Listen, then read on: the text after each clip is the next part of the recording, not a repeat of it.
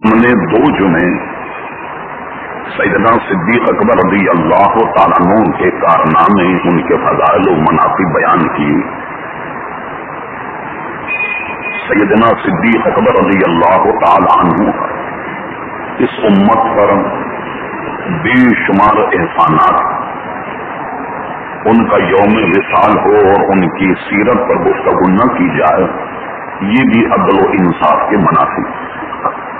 چونکہ ایک سلسلہ چل رہا تھا اس آیت پر گفتگو کا، تو ہم نے مناسب سمجھا کہ جو پہلو رہ گیا اس کو زیر بحث لایا جائے۔ اس میں ہم نے اس بات کو یوم صدیق اکبر یا ان کی سیرت کے اعتبار سے جس پر گفتگو نہیں ہوئی وہ یہ تھا، وہ ایتاء ذی القربی وینہی عن الفحشاء والمنکر والبغی۔ اس پر گفتگو حالات کے اعتبار سے بہت ضروری تھی۔ ہم نے مناسب سمجھا کہ آج اسی کو عنوان بنایا جائے۔ آپ اخبارات پڑھتے ہیں، پرنٹ میڈیا، الیکٹرانک میڈیا اتنا ایڈوانس ہو گیا ہے کہ دنیا کے کسی گوشے میں بھی کوئی خبر ہو ساری دنیا کو پتہ لگ جاتا ہے۔ اس لیے مجھے امید ہے کہ آپ تمام حضرات باخبر ہوں گے، بلکہ ہم سب اس میں مبتلا ہوں گے۔ کبھی آپ نے غور کیا کہ اس امت کے زوال کے اسباب کیا ہیں؟ یہ ایک دعوت فکر ہے۔ بحیثیت امت ہم لوگ بہت زیادہ زوال پذیر ہیں۔ مثلا جتنے بھی اسلامی ممالک ہیں، آپ ان کا حال دیکھیے، یہ کبھی بھی سر جوڑ کر جو درپیش مسائل ہیں مسلمانوں کو، اس پہ کبھی غور اور تدبر نہیں کرتے۔ بحیثیت مجموعی مسلمان کہیں کا بھی ہو، تباہی کے اسباب میں ایک بات یہ بھی ہے، فحش گوئی، زبان کا بے دریغ استعمال، اخلاقی قدروں کو دیمک لگ گئی، ایک دوسرے کی ہمدردیاں ہمارے دلوں سے نکل گئیں، برائیاں ہمارے جسم میں ایسے سرایت کر گئی جیسے کہ رگوں میں خون ہوتا، ایک دوسرے کی ہمدردی ختم ہو گئی، ایک دوسرے کی بھلائی کا جذبہ ہمارے ذہنوں سے نکل گیا، اور یہ سینکڑوں قسم کی برائیاں ہم میں پیدا ہو گئیں۔ حکمرانوں کو لیجیے تو ان کا معاملہ بالکل الگ جا رہا ہے، اور آپ جانتے ہیں کہ حکمران اگر درست ہو جائیں تو نیچے کا سارا نظام جو ہے وہ بالکل درست ہو جاتا ہے۔ آپ کو یاد ہوگا کہ ہم نے امام غزالی امام راضی کی تفسیر کبیر کے سورہ فاتحہ کی تفسیر کا ہم نے حوالہ دے کر ایک 9 شیرواں کا واقعہ بیان کیا تھا، اور جس سے ہم نے یہ بتایا کہ بادشاہوں حکمرانوں کی نیت صحیح ہو جائے تو اس کے اثرات نیچے تک پڑتے ہیں۔ تو یہ ایسی چیزیں ہیں کہ جس نے امت کو، جتنے بھی اسلامی ممالک ہیں وہاں اسلامی قدروں کو بالکل کھوکھلا کر کے رکھ دیا۔ اب آئیے ہم اپنی گفتگو قرآن مجید فرقان حمید کی آیت کو سامنے رکھتے ہوئے، اس میں ایک جملہ تو ایتاء ذی القربی، یہ بھی اپنے اندر ایک پورا عنوان رکھتا ہے کہ اپنے اعزاء اقربا سے حسن سلوک کیا جائے۔ صرف گفتگو کی تکمیل کے لیے دو ایک باتیں، وذی القربی، کہیں اور آپ دیکھیں قرآن مجید میں تو وذی القربی والیتامی والمساکین اس کو مؤخر کیا گیا، وذی القربی کو پہلے بیان کیا گیا، اس لیے کہ اگر آپ مخیر ہیں، اللہ نے آپ کو کچھ دیا ہے تو سب سے پہلے آپ اپنے عزیز و اقارب کو نوازیے۔ اور اس میں علماء فرماتے ہیں کہ دوہرا ثواب ہے، ایک ثواب تو کسی غریب کی مدد کرنے کا تو ہے ہی، اور ایک ثواب ہے صلہ رحمی۔ یہ جو رحم کے رشتے ہیں، بہت قریبی جو رشتے ہیں، صلہ رحمی کا ایک الگ ثواب ہے۔ تو اپنے اعزاء اقربا کی مدد کرنا، اس میں آدمی کو دوہرا ثواب ملتا ہے۔ کبھی زندگی میں وفاقی ہم وذی القربی ہم وہ ایتاء ذی القربی کو ہم بعد میں بیان کریں۔ اس کے بعد فرمایا وینہی عن الفحشاء والمنکر، اے لوگوں اللہ تبارک و تعالی تمہیں ہدایت کرتا ہے اور تم سے ارشاد فرماتا ہے کہ برائیاں، بے حیائیاں، منکرات، غلیظ باتیں، گندی باتیں، یہ سب کے سب اللہ تبارک و تعالیٰ نے تم کو اس سے منع فرما دیا ہے. والبغی، اور سرکشی کو بھی اللہ تبارک و تعالیٰ نے تم کو منع فرما دیا ہے. فحشاء والمنکر، فحش گوئی، جیسے کہ آج کل عموماً ہے. منکرات وہ چیزیں جس سے اللہ اور اس کے رسول نے منع کر دیا، اس سے ہمیں بچنا چاہیے. اور سرکشی کا مفہوم یہ ہے اللہ سے سرکشی، اس کے حبیب سے سرکشی، دین سے سرکشی، شریعت مطالعہ سے سرکشی، اس کو اللہ تبارک و تعالیٰ نے تمہیں منع فرما دیا. اب آئیے فحش اور منکرات کیا ہیں اس کو ہم آپ کے سامنے بیان کرتے ہیں. اور یہ ذہن میں رکھیے کہ امت کے زوال کے اسباب یہی ہیں جن کا میں آپ کے سامنے تذکرہ کر رہا. محترم حضرات، جب ہم گفتگو کرتے ہیں، اچھے ماحول میں بیٹھنے والے آدمی اچھی گفتگو کرتے ہیں. غیر مہذب جگہ بیٹھنے والے حضرات گفتگو میں اتنے گویا غیر محتاط ہیں کہ جب آپس میں گفتگو کریں تو جو باتیں ان کے منہ سے نکلتی ہیں، اچھی بھلی محفل میں بھی وہی بات ان کے منہ سے نکل جاتی، یعنی فحش گوئی. اور کئی متعدد حدیثوں سے یہ ثابت ہے کہ کسی کو گالی دینا، کسی کو بہن یا ماں کی گالی دینا، یہ ایسا ہے جیسا کہ تم نے اپنی بہن اور اپنی اماں کو گالی دی ہے. کون آدمی اسے گوارا کرے گا کہ جب آدمی گالی دے تو اپنے ماں باپ کو گالی دے؟ ظاہر ہے کہ اس دوسرے کے ماں باپ کو گالی دو گے وہ ایسا ہے جیسا کہ تم نے اپنے ماں باپ کو گالی دی. حدیث شریف میں صحابہ کرام علیہم رضوان نے اس زبان جھوٹ اور سچائی کے حوالے سے پوچھا، یا رسول اللہ صلی اللہ علیہ وسلم، کیا مومن بزدل ہو سکتا ہے؟ انہیں فرمایا ہاں ہو سکتا ہے، مومن جو ہے وہ بزدل بھی ہو سکتا ہے. کہ اچھا یا رسول اللہ صلی اللہ علیہ وسلم یہ بتائیے کیا مومن بخیل ہو سکتا ہے؟ فرمایا ہاں مومن بخیل بھی ہو سکتا ہے. کہ صحابہ نے چپ ہو کر عرض کی، یا رسول اللہ صلی اللہ علیہ وسلم کیا مومن جھوٹا ہو سکتا ہے؟ فرمایا نہیں، مومن جھوٹا نہیں ہو سکتا. بھی وعدہ کرے تو جھوٹا وعدہ نہیں کرے گا، جب بولے گا تو سچ بولے گا، جب بات کرے گا تو سچی بات کرے گا.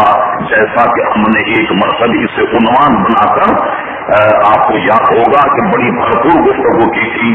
پورے عوائد و ضوابط سے اللہ نے مسلمانوں کو کس طریقے سے ارشاد فرمایا. ارشاد باری تعالیٰ ہوا، یا ایھا الذین آمنوا اتقوا اللہ، اے ایمان والوں اللہ تبارک و تعالیٰ سے ڈرو. وہ قولوا قولا سدیدا، دیکھو جب گفتگو کیا کرو کسی سے تو بڑی صاف اور ستھری گفتگو کیا کرو، کوئی لگی لگتی گفتگو مت کیا کرو، صاف اور ستھری گفتگو کیا کرو. صحابہ کرام کہتے ہیں کہ حضور علیہ السلام جب ہم سے گفتگو فرماتے تو آپ بڑی سہل اور بڑی آسان ہم سے گفتگو فرماتے. اور کبھی ایسا ہوا کوئی اہم بات ہوتی تو حضور علیہ السلام ان باتوں کو دوہرا دیا کرتے تھے، 2 بارہ 6 بارہ، یا کہ وہ چیز ہمیں یاد ہو جائے. اور اس میں حکمت یہ تھی کہ جو حدیث کے راوی ہیں ان کو حدیث سمجھنے میں آسانی ہو جائے.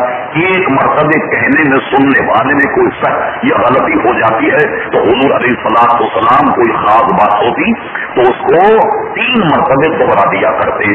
اور بڑی آسان عربی میں کہ عام آدمی سمجھ جائے، الفاظ بہت ہی مرقع اور مفجع نہیں ہوا کرتے تھے. عام فہم آدمی جو عربی بولنے والا وہ حضور علیہ السلام کی گفتگو کو سمجھ لیا کرتا تھا. ورنہ وہ قولوا قولا سدیدا، جب تم گفتگو کرو تو صاف اور ستھری گفتگو کرو. پھر اس کے بعد کیا ہوگا کہ ایمان والوں اللہ سے ڈرو، اور جب بات کرو تو صاف ستھری کرو. اب جب تم ستھری اور صاف اچھی بات کرو گے تو جانتے ہو اللہ تعالیٰ کی طرف سے تمہیں انعام کیا ملے گا؟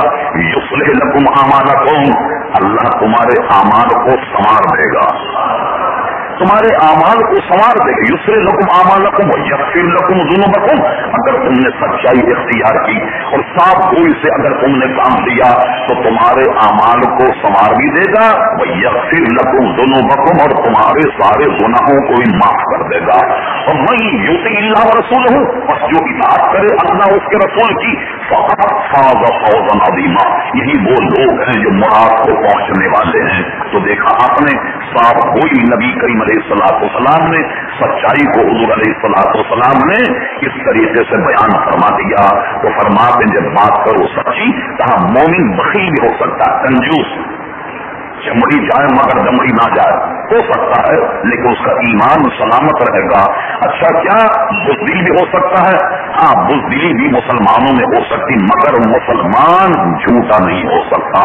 मैं एक लतीफे के तौर पर बात कहता हूं कि लोग किसी जमाने में सच्चाई की कैसे वहां, आपने एक नाम सुना होगा मुल्ला जीवन रहमतुल्लाह, जो औरंगजेब आलमगीर के उस्ताद मुल्ला जीवन, ये अमेठी के रहने वाले थे।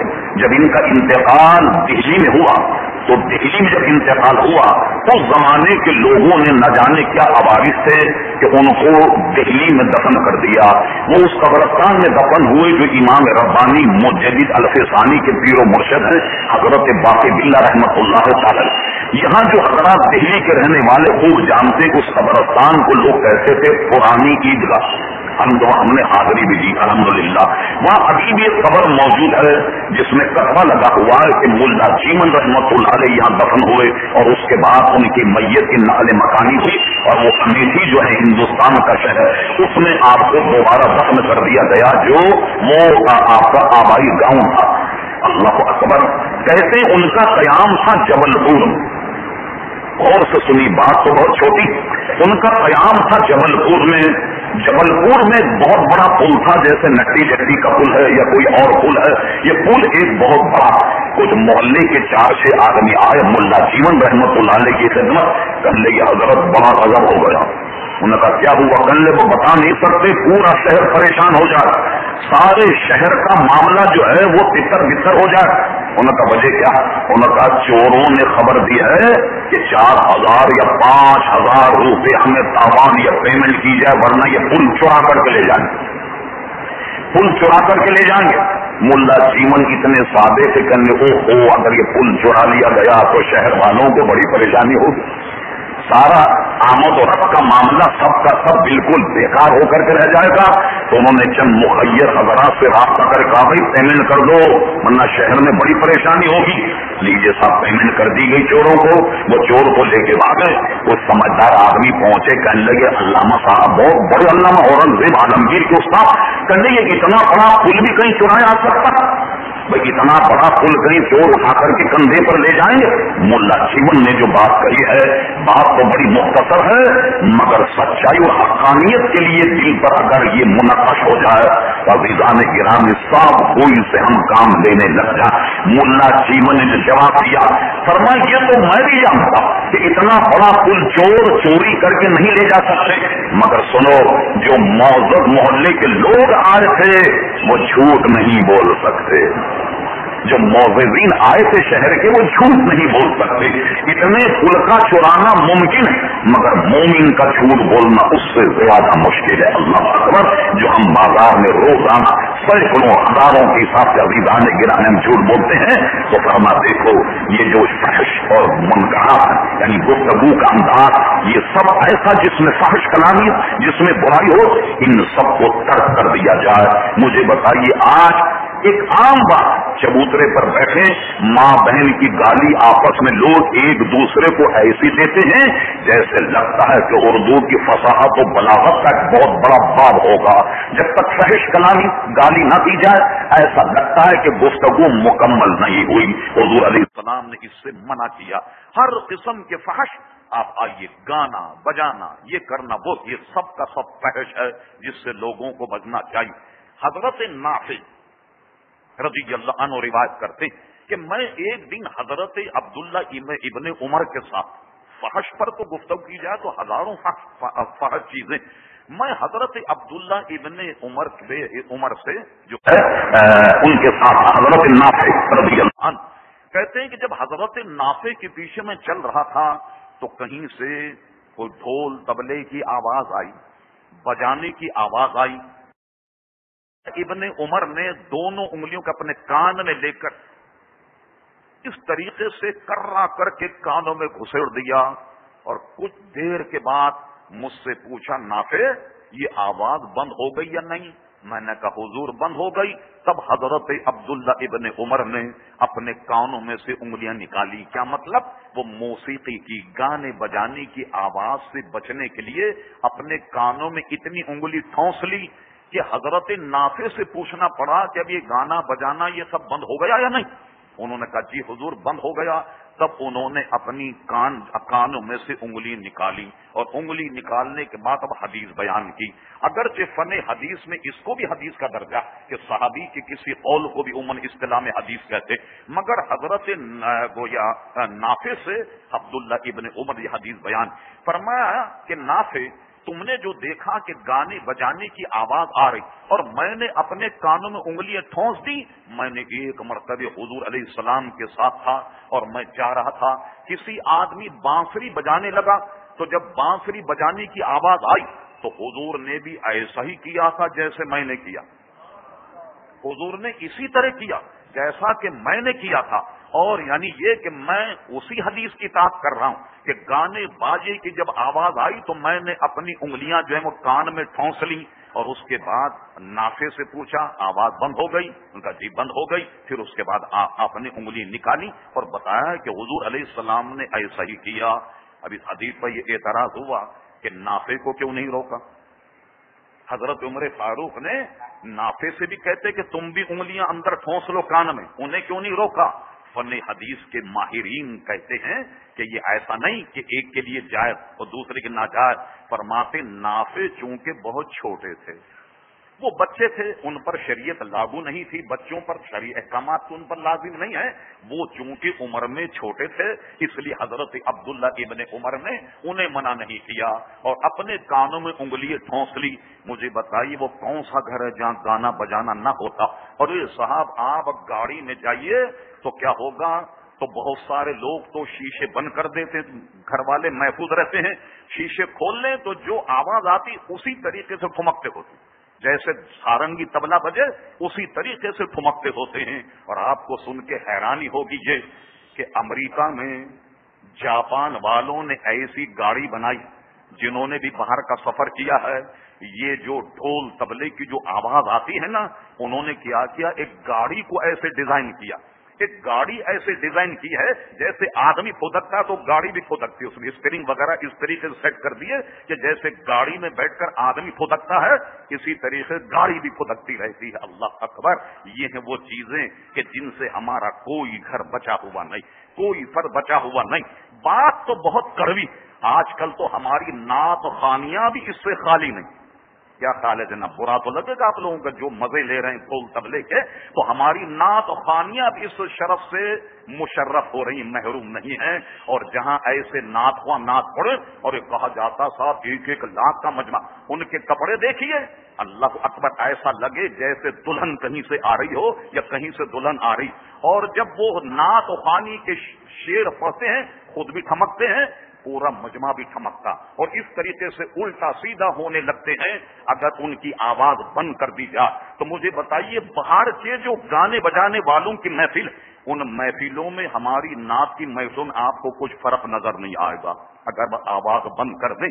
وہ چھچورے کپڑے، سرکار فرماتے ہیں کہ تم میں جو شخص عورتوں کی مشابہت کرے اللہ تعالیٰ نے ان مردوں پر لعنت کی، اور جو عورتیں مردوں کی مشابہت کریں اللہ تبارک و تعالیٰ نے ان پر بھی لعنت کی ہے۔ اب تو صاحب پیسہ ہی پیسہ، جس زمانے میں گونگا سنیما ہوتا، آواز نہیں تھی سنیما میں، اس وقت ریکارڈ جاری ہوئے، گرام فونی ریکارڈ، انگریز کیا کرتا؟ انگریز نے جناب گرام فون کے ریکارڈ نکالے، گانے نکالے، تو انگریز پادری کیا کرتے ہندوستان میں؟ وہ ریکارڈ بجاتے، سارے محلے والے جمع ہو جاتے اور دیکھتے، بیچارے اتنے سیدھے تھے کہ جس کا جو بھوپو ہے اس کے نیچے جھانک کر دیکھتے کوئی آدمی نظر نہیں آ رہا، پیچھے سے جھانک کر دیکھتے کوئی آدمی نظر، وہ حیران ہوتے کہ بول کون رہا، مجمع لگ جاتا۔ جب مجمع لگ جاتا ایک پادری کھڑا ہو کر کے آسا ہاتھ میں، پھر وہ اسلام کی تبلیغ کیا کرتا۔ ایک فتنہ ہندوستان میں بہت برپا، گرام پور نے جو ہے وہ برپا کیا.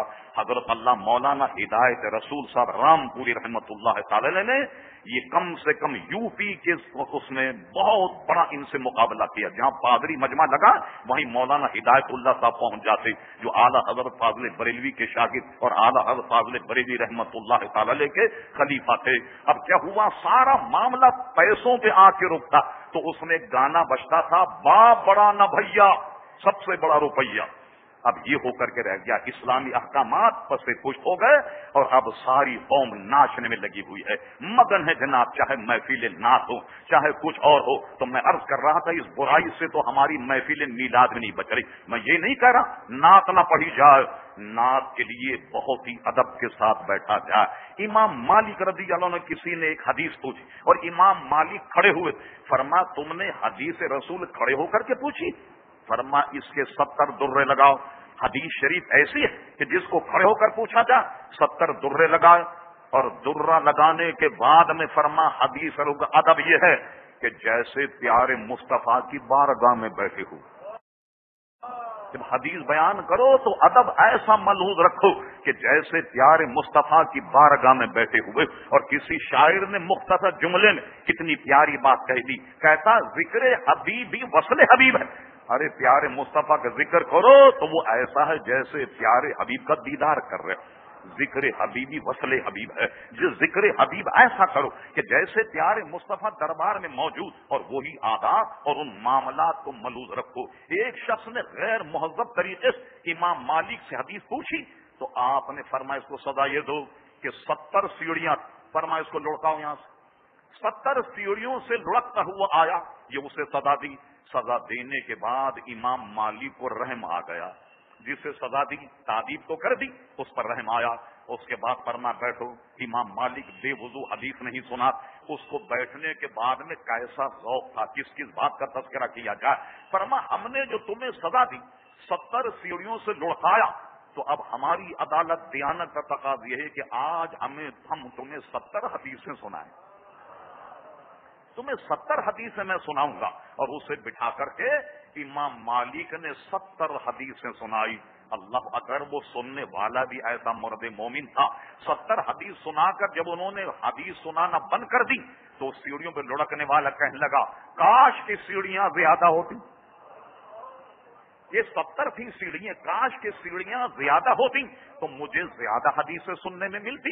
آج کل کا آدمی 70 کیا 2 سیڑھیاں لڑک جائے تو بک بک کر کے سارے محلے کو سر پہ اٹھا دے گا. وجہ کیا ہے؟ جب ذکر مصطفیٰ ہو تو با ادب طریقے سے ہو، ادب کی محفل ہو. بے ادبی اللہ اس کا رسول جو ہے وہ اس کو پسند نہیں کرتا.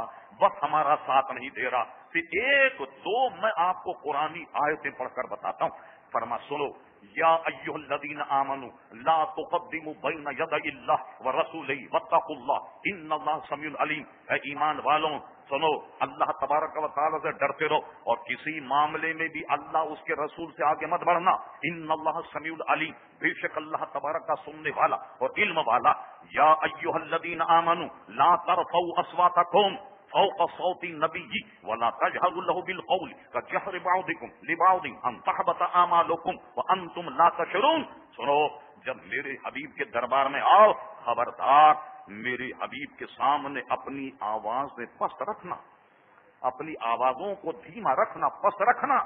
اور سنو، اگر تم نے میرے حبیب کے سامنے ایسی گفتگو کی جیسا کہ تم ایک دوسرے سے گفتگو کرتے ہو، کبھی تمہاری آواز بلند کبھی اس کی آواز بلند، اگر تم نے ایسی گفتگو کی ان تحبط اعمالکم، یہ تمہارے نماز روزے تلاوت سب کے سب عکارت ہو جائیں.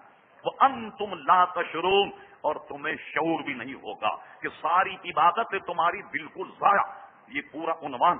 صحابہ جب آئے اتنے ڈرے کہ حضور کی بارگاہ میں اتنا آہستہ بولتے کہ حضور کو بار بار پوچھنا پڑتا کیا کہہ رہے ہو کیا کہہ رہے ہو. اور جہیرو صوت، جو زیادہ بلند قدرتی آواز ہے لوگوں کی، کہ زیادہ بلند آواز والے لوگوں نے دربار مصطفیٰ میں آنا چھوڑ دیا. آنا چھوڑ دیا کریں. ایسا نہ ہو کہ ہماری آواز بلند ہو جائے, نماز روزہ حج زکات سب کا سب کافر ہو جائے. آنا انہوں نے ترک کر دیا. سبحان اللہ. جب وہ ادب سے گفتگو کرنے لگے, با ادب ہو گئے, آواز بلند نہ کی, لیجیے اللہ نے ان کی صدا کو بھی قرآن کا متن بنا دیا. اللہ اللہ ارشاد باری تعالیٰ ان الذین یغضون اصواتهم عند رسول اللہ, اور وہ لوگ میرے حبیب جو تیرے دربار میں آتے اپنی آوازوں کو پست رکھتے ہیں, فرمایا اولئک الذین امتحن اللہ قلوبهم للتقوی لهم مغفرۃ واجر عظیم. یہ وہ لوگ ہیں کہ جن کے دلوں کو اللہ نے تقوی پرہیزگاری کے لیے چن لیا.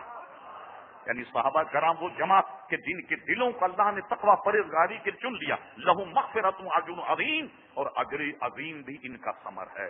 اللہ انہیں اجر عظیم عطا. یہ ہے نعت کا ادب, یہ ہے حضور کے تذکرے کا ادب. عزیزان کرام, یہ چھچورا پن, یہ عورتوں والے کپڑے, امامے دیکھو, کرتے دیکھو, لباس دیکھو, اللہ اللہ اکبر, کہ آدمی کو پتہ ہی نہیں چلتا ہی ہے کہ شی ہے, آ رہا ہے کہ آ رہا, آ رہی ہے کہ آ رہا. خدا کے لیے اس تمام وبال سے بچو. میں عرض کر رہا تھا عن الفحشاء والمنکر, ہر قسم کے فحش اور منکرات سے مسلمانوں کو بچنے کی تلقین کی اللہ تبارک و تعالیٰ. اب آئیے جو امت کے تباہی کے اسباب, ان اسباب میں ایک بہت بڑا سبب ایک حدیث سے بیان کرتا. اس حدیث شریف کو امام ابن ماجہ نے نقل فرمایا. راوی حضرت عبداللہ ابن عمر رضی اللہ تعالی عنہما. سنیے, اس میں بھی شاید ہمارا وقت بہت لگ جائے. فرماتے ہیں حضور علیہ الصلوۃ والسلام, میں اپنی قوم اور مسلمانوں میں 5 برائیاں آتے ہوئے دیکھ رہا ہوں. ان میں 5 برائیاں پیدا ہو جائیں گی. کیا مطلب ہوگا؟ ان 5 برائیوں سے امت ہلاک ہو جائے. اور یہ 5 برائیاں تم میں پیدا ہونے سے میں اللہ کی پناہ مانگتا ہوں.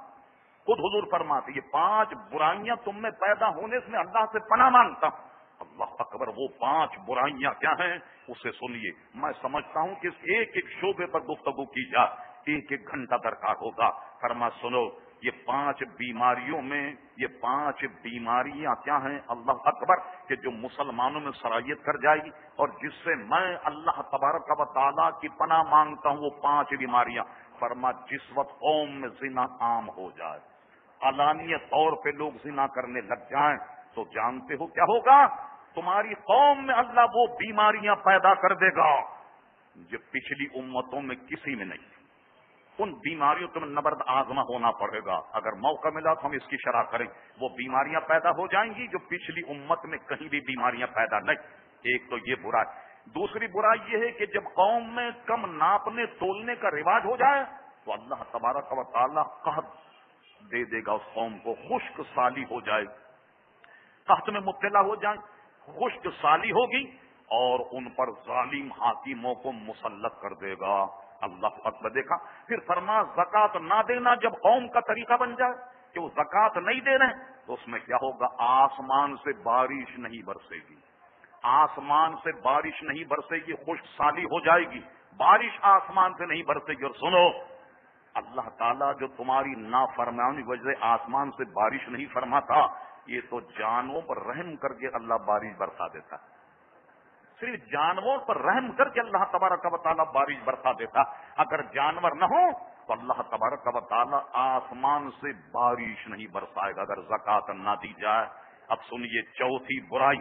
فرما جب قوم میں اللہ اور اس کے رسول سے بغاوت رواج کر جائے تو کیا ہوگا؟ فرما دشمن کو تم پہ غالب کر دے گا. جب تم نے اللہ اس کے رسول سے بغاوت کی تو دشمن تم پر غالب ہو جائے گا. 5ویں ہلاکت یہ ہے کہ مسلمان حکمران کتاب اللہ کے تحت فیصلہ نہ دیں, قرآن اور سنت کے مطابق فیصلہ نہ دیں تو تم جانتے ہو کیا ہوگا؟ قوم میں انتشار پیدا ہو جائے گا, قتل و غارت جو ہے وہ پیدا ہو جائے گی. مجھے بتائیے ساری بیماری اس قوم میں ہیں یا نہیں؟ کسی کو تاریخ ادیان پر عبور ہے جس میں علماء نے بڑی بڑی کتابیں لکھی ہیں. آدم علیہ السلام کے بعد مختلف دورات, مختلف برائیاں لوگوں میں جب جنم کرنے لگیں تو عزیزان گرامی ان تمام برائیوں کو جمع کیجئے. لوط علیہ السلام کی قوم کیا کرتی, فلاں آدمی کیا بیاہی کرتا, فلاں کی قوم کیا کرتی, فلاں کی قوم کیا کر, ساری برائیوں کو جمع کر دیں. اور اب جب ہمارے حالات حاضرہ کو آپ دیکھیں تو ایسا لگتا ہے یہ ساری برائیاں سمیٹ کر अजीजान गिरामी घर कर गई, जो उम्मत की सवाल का बायस बन गए, जो उम्मत की रुसवाई का बायस बन गए। अब आइए हम वक्त की नजाकत को मलूज रखते हुए जरा सा इसमें जितना मुमकिन हो उस पर गुफ्तगू करते। जिना जब आम हो जाए तो बीमारियां बहुत बढ़ जाती हैं। कभी आपने बीमारियों पर तहकीक की? ये कैंसर क्या है? ये बीमारी अभी तक लाइलाज। कभी गौर किया कैंसर क्या है? आपने नहीं गौर किया। एड्स क्या है? कभी आपने गौर किया? एड्स भी अभी तक जो है वो लाइलाज।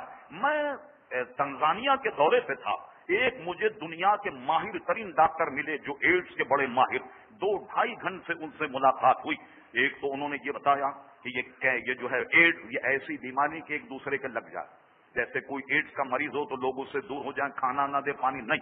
हाँ, उसके खून का अगर कोई असर आप पे लग जाए तब तो ये मुंतकिल होगी, वरना ऐसे मुंतकिल नहीं होगी। और उसने ये बात बड़ी तहकीक से कही जो मैं यहां आपको बता नहीं सकता। कहा ये एड्स बीमारी असल में है बंदरों को।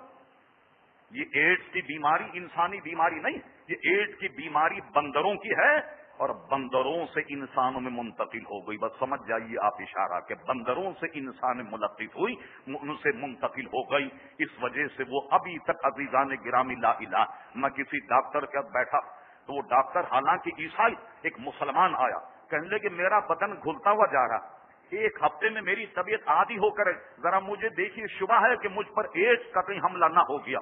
हालांकि डॉक्टर ईसाई था, उसने उसको देख तो लिया, लेकिन फरमा तुम्हारा नाम क्या है? उसने कहा मेरा नाम अब्दुल रहमान। कहा कोई मायने की चेकअप की जरूरत नहीं है, ये एड्स बीमारी मुसलमानों को लगती नहीं। क्यों नहीं लगती? कि मुसलमान बेहया नहीं है, मुसलमान जिना से दूर रहता, बुराइयों से दूर रहता, ये तो उसे लगती है जो इस बीमारी मुब्तला। तो ईसाई डॉक्टर अब तक खुशतहमी में है कि मुसलमान चूंकि इस काम को नहीं करते इसलिए इनको ये बीमारी नहीं लगेगी, वो तो इस खुशतहमी में है। अब देखिए एड्स भी हमारे यहाँ आ गया। किस जमाने अखबार में पढ़ते इसका 1 मरीज है, पता लगा 10 मरीज हैं, अब तो पता कि लाखों मरीज यहाँ है। ये बीमारी भी अजीजान किराम बेहयाई, वो यन्हा अनिल फहशाए वल मुनकर, अगर इस पर हम अमल करते तो शायद ये बीमारियां हमें नहीं लगती। अब आइए जरा हालात आगरा। आजकल आप देख रहे हैं कि print media, electronic media हुदूद ordnance ज़ेरे बहस, हुदूद आर्डिनेंस पे गुफ्तगू हो रही। लगता यह है कि सबसे बड़ा एटम बम या हिंदुस्तान से जीतने का मसला अब ये हुदूद आर्डिनेंस हो गया। रोड सारे खुदे हुए, लोगों को पीने का पानी नहीं मिल रहा। बिलूचिस्तान जाइए, बिलूचिस्तान में खुद गटर का पानी लोग पी करके अपनी प्यास बुझाते हैं। आप हैरान होंगे कि जब वो नापाक हो जाए तो गुस्ल का उनके पास पानी नहीं होता। जहालत का आलम ये कि एक गुस्ल फर्ज हो जाए तो रुमाल में एक गिठान लगा देते, दूसरा गुस्ल फर्ज हो जाए फिर दूसरी गिठान लगा देते, तीसरा गुस्ल फर्ज हो जाए तो तीसरी गिठान लगाते। जब बारिश आए बताइए, अब कोई वहां समझाने वाला नहीं, नहाते जाते एक एक गिठान खोलते जाकर, फिर नहाया फिर एक गिठान, फिर नहाया फिर एक गिठान खोली। उन्हें पीने का पानी नहीं, गुस्ल का पानी नहीं। अरे कम वक्तों, ये मसाइल तुम्हें नजर नहीं आ रहा? हुदूद आर्डिनेंस पे लगे हुए। क्या मतलब हुदूद आर्डिनेंस? अब आइए, आप में यकीनन 2-4 हमारे वकील भाई भी यहाँ होते हैं। ताज़ीरात पाकिस्तान, जिसमें हुदूद आर्डिनेंस को ऐड किया गया। अब सुनिए, अब ताज़ीरात पाकिस्तान, पाकिस्तान की जो कानूनी किताब है ताज़ीरात, गौर कीजिए। अब आप ये इससे बढ़कर बेहयाई है जिसको मैं बयान कर रहा हूं। जब भी जिना का मुकदमा होगा औरत को सजा नहीं दी जाएगी, सिर्फ मर्द को सजा दी जाएगी। पहले वाले ताज़ीरात पाकिस्तान। अच्छा, मुकदमा कौन दर्ज करेगा? ताज़ीरात पाकिस्तान में मुकदमा सिर्फ उसका शौहर दर्ज करेगा। क्या मतलब? किसी की बीवी अगर कराची में, मियां अगर अमेरिका सऊदी अरब में रहता, 2 साल के बाद आए, इस पर जिना का हमला हुआ, 2 साल के बाद आन करके उसका शौहर मुकदमा दर्ज करेगा। ये तमाशा है या नहीं? अल्लाह अकबर। कहते हैं अरे चोर, जिना बिल, जब जिना बिल, अरे दोनों की मुंह में एक सजा रखी। तुम समझ ही नहीं पा। वो ये है, अगर औरत से बिल जबर जिना किया जाए, मर्द को सजा होगी, औरत को नहीं होगी। मर्द को सजा दी जाएगी, औरत को सजा नहीं दी जाएगी। दोनों का मतलब ये नहीं कि दोनों को सजा दे दी जाए। हाँ, इस जुर्म में दोनों की सजा का मतलब ये है کہ دونوں نے اگر راضی خوشی زنا کرائے، ایک ایک مہینے عورتوں کو لیے گھوم رہے ہیں، تو اب کیا ہوگا؟ یہ زنا ہے یا نہیں؟ اگر یہ رضا سے ہو تب بھی زنا، اور جناب اگر وہ کیا کہتے ہیں بالجبر ہو تب بھی زنا. تو یہ ایک تماشا کہتا ہے حدود آرڈیننس میں تبدیلی چاہیے. کیا مطلب حدود آرڈیننس میں؟ یہ مغرب زدہ لوگ، یہ این جی اوز کروڑوں روپے خرچ کر رہے ہیں چینلوں پر، مسلمانوں کے ذہن پر کروڑوں روپے کروڑوں ڈالر خرچ ہو رہے ہیں. نہیں، اس قانون کو ختم کر دیا جائے. اس کا مطلب کیا ہے کہ آپس میں راضی خوشی اگر مرد و عورت زنا کریں ان پہ کوئی پابندی نہیں ہونی چاہیے. اچھا، اسلامی ملک کوئی پابندی ان پہ نہیں ہونی چاہیے. اللہ اکبر. اگر کوئی لوگ آپس میں راضی خوشی جیسے یورپ میں زنا کرتے ہیں وہ اگر پاکستان میں کریں ان پر کوئی قانون کا نفاذ نہیں ہونا چاہیے. یہ ہے وہ تماشا کہ جو ہمارے ملک میں رچایا جا رہا. کیا مطلب ہوا کہ صاحب اسلام الگ ہے، ثقافت الگ. یہ کوشش ہو رہی اس قانون کو بدل دیا جائے. حالانکہ اس قانون کے بدلنے میں بہت زیادہ برائیاں ہوں گی. مجھے بتائیے، اتنا کرا قانون ہونے پر جب زنا اتنا عام ہو رہا، اور اگر اس آرڈیننس کو ختم کر دیا جائے، پچھلا تعزیرات پاکستان لے آئے، پھر آپ دیکھیے گا کہ کیا گل کھلائے گا یہ معاشرہ. بات تو بہت دور ہے. میں عرض کر رہا تھا آپ سے کہ جناب اگر یہ باتیں معاشرے میں عام ہو جائیں، برائیاں اور کیا کہتے ہیں بیماریاں شروع ہو جائیں، زکات دینے سے لوگ انحراف ہو جائیں، تو آسمان سے بارش نہیں ہو. اب بھی آپ دیکھتے ہیں کہ بارش اور اس معاملات کا کیا حال. اللہ اس کے رسول سے بغاوت عام ہو جائے تو دشمن تم پر مسلط ہو جائے گا. عراق میں کیا ہو رہا؟ دشمن تم پہ مسلط ہے یا نہیں؟ لبنان میں کیا ہو رہا؟ تم پر دشمن مسلط ہے یا نہیں؟ کاش کہ تم اللہ اس کے رسول کے احکامات سے بغاوت نہ کرتے تو یہ دن تمہیں دیکھنا نہیں پڑتے. اور اس کے بعد کہا کہ حکمران جب کتاب اللہ کے مطابق فیصلہ نہ کرے تب بھی یہ بہت بڑا والا آ جائے گا. اب دیکھیے کتاب اللہ کا کیا معاملہ ہو رہا. ہمارے حکمران کتاب اللہ سے متعلق کتنے احکامات کی پابندی. ایک بارود کا ڈھیر ہے کہ جس سے ہم اور آپ نبردہ آزما ہیں. دیکھو کامیابی کا راز یہی ہے، وہ ینہا عن الفحشاء والمنکر. اللہ نے جن چیزوں سے منع کر دیا اس سے رک جاؤ، جن سے اللہ نے روک دیا اس سے رک جاؤ، جن برائیوں سے منع کر دیا گیا ان منع کردہ برائیوں سے رک جاؤ. آج ہمارے پڑھے لکھے لوگ کہتے ہیں دیکھا انگریز کتنا متقی پرہیزگار ہے، جب وعدہ کرتا ہے تو وعدہ ایفا کرتا، سچ بولتا ہے، صاف ستھرے کپڑے پہنتا ہے، کبھی دھوکہ نہیں دیتا، کبھی دغا نہیں دیتا. ہم اس کی تعریف میں تھکتے نہیں. لیکن تم نے ہماری کتابوں کا مطالعہ ہی نہیں کیا تو کیا کیا جائے؟ حضور علیہ السلام نے ایک جملے میں ساری اقوام کا جواب دے دیا. فرمایا کہ جس قوم میں جو بھلائی تم دیکھو، جو بھلائی دیکھو، وہ سچ بول رہا ہے، دیانتدار ہے، بڑا شریف ہے، انسانیت کی بڑی قدر کرتا ہے، ایک دوسرے سے بڑی ہمدردی اور اس پر حقوق کو جانتا. جو اچھائیاں تم دیکھو کسی بھی قوم میں، مسلمانوں یہ اچھائیاں تمہاری ہیں، تم سے گم گئیں انہوں نے اٹھا لی، تم سے رہ گئی اور اس قوم نے اسے اٹھا لیا. وہ اس قوم کی اچھائی نہیں، وہ تو تمہاری قوم کی اچھائی، تمہارے نبی علیہ الصلوۃ والسلام کی اچھائیاں ہیں جو تم سے گم گئی اور دوسری قوموں نے اسے اپنا لیا. وہ اس قوم کی اپنی اچھائی نہیں ہے. غرض اللہ تبارک و تعالی ہم سب کو ان فحش اور منکرات سے بچنے کی توفیق عطا فرمائے. وما علینا الا البلاغ.